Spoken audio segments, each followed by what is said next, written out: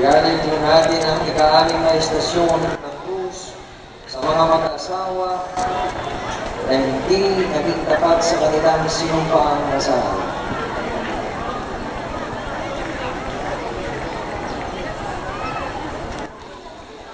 Ang mabuting balita ng Panginoon ayon kay Lucas.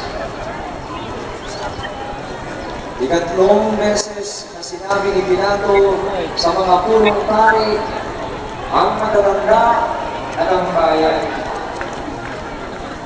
Anong masama ang ginawa niya? Wala akong nakitang dahilan para ipapatay siya.